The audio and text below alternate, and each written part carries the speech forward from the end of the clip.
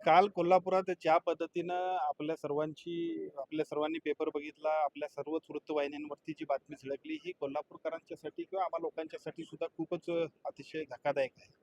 आमच्याच विभागातला एक माजी अधिकारी जर अशा पद्धतीचं काम करत असेल, तर ते खूपच गंभीर आहे. परंतु मी आपल्याला सांगतो, की ही सगळी प्रक्रिया अनेक वर्ष, अनेक ठिकाणी चालली आणि याच्यावरती जोपर्यंत गंभीरपणाने आम्ही काम करणार नाही, तोपर्यंत अशाच पद्धतीचे प्रकार चालतील. म्हणूनच विधिमंडळातल्या दोन्ही सभागृहातल्या सदस्यांनी, विशेषतः विधानसभेमध्ये आणि विधान परिषदेमध्ये सुद्धा याच विषयावरती पीसीपी इंटिग्रिटीचा ऍक्ट प्रभावीपणाने वापरणं, अशा पद्धतीनं स्त्री भ्रूण हत्या रोखणं आणि मुलींचा जन्मदर वाढवणं यासाठी अतिशय गंभीरपणानं सर्वच सन्मान्य आमदार महोदयांनी विधान परिषद आणि विधानसभेमध्ये आम्हा सगळ्यांना सूचना दिल्यात.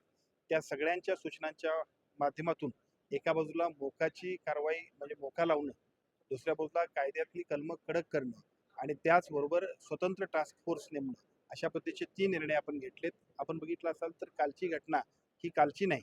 आम्ही सगळ्यांनी सातत्याने ज्या सूचना देतो त्या सूचनेतला पहिला टप्पा आहे. अजूनही बरीच नावं आहेत की जी सगळ्या नावांपर्यंत आम्ही पोहोचणार आहोत.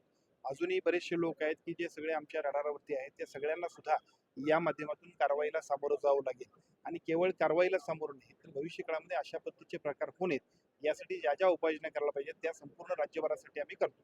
खरं तर मला म्हणजे या प्रकरणाचे फास्टॅगमध्ये प्रकरण न्यावं आणि डॉक्टरला फाशी द्यावी अशी देखील आता माध्यम महिला मागणी केलेली आहे. नाही, साहजिकच आहे. प्रत्येकाची भावना ही अशीच असणार आहे. कारण मला सांगा 200 आणि 250 जर अशा पद्धतीची कृत्य ते करत असतील, तर ह्या सगळ्या गोष्टीबद्दल कुठल्याही सामान्य नागरिकाला सुद्धा मन सुन्न करणारी घटना आहे. आणि म्हणूनच आम्ही मोकाखाली या सगळ्या लोकांना सुद्धा घेण्याबद्दल ज्या पद्धतीचं काम करण्याचा निर्णय घेतोय. कायद्यातल्या एकूण जी काही थोडीशी शिथिलता आहे, ती सुद्धा दुरुस्त करण्यासाठी आम्ही पुढे जातोय. आणि भविष्य काळात अशा पद्धतीचे प्रकार उद्भवू नयेत, अशा पद्धतीची एखादी कृती करण्यासाठी कुठल्याही माणसानं अजिबात धाडस करू नये. यासाठी सुद्धा महाराष्ट्र शासनाच्या आरोग्य विभागाच्या वतीनं पोलीस प्रशासन आणि जिल्हाधिकारी कार्यालयाच्या सर्व विभागाच्या अधिकाऱ्यांच्या समवेत आम्ही काम करतो. यानंतर सर्व प्रकारची पुन्हा एकदा चौकशी व्हावी, जे बेकायदेशीर ते बंद करावेत, अशा देखील मागणी होत आहे. काय नेमकं निश्चितपणानं या निमित्तानं या सगळ्याच गोष्टी होतील.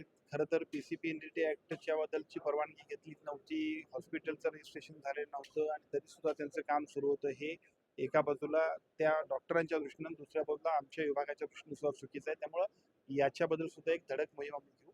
परवानग्या घेणं, राईट मॉनिटरिंग आणि सूचनांप्रमाणे काम करणं हे ते अपेक्षित आहे.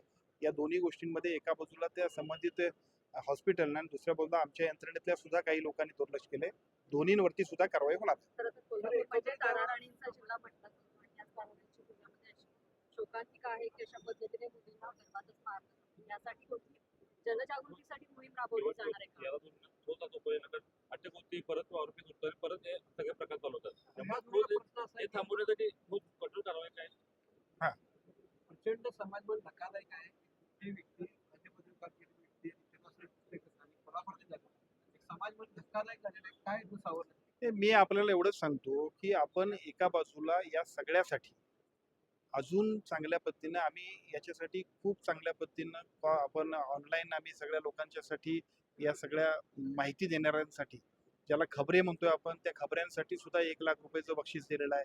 अशा पद्धतीने कुठेही घटना घडत असेल तर फक्त आमच्या कॉल सेंटरला फोन केला तर त्याच्या माध्यमातून आमचे सगळे लोक त्याच्यावरती ॲक्शन्स घेतील. कायद्यामध्ये सुद्धा जी काय शिथिलता आहे ती अधिक कडक करतोय.